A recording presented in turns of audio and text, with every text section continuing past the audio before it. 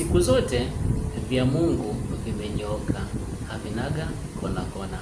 That's why tangu kuumbwa kwa dunia, jua linatoka mashariki na kuzama magharibi, haijawahi kubadilika hata siku moja.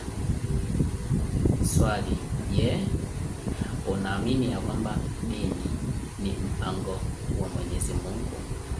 Dini ni ya Mwenyezi Mungu? Kama ni ndio, swali moja ambalo ni dogo: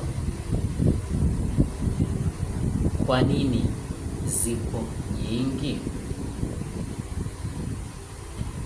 Kama swali hilo ni gumu, je, alikuwa hajui ni nini anachokifanya mpaka atoe maagano tofauti tofauti?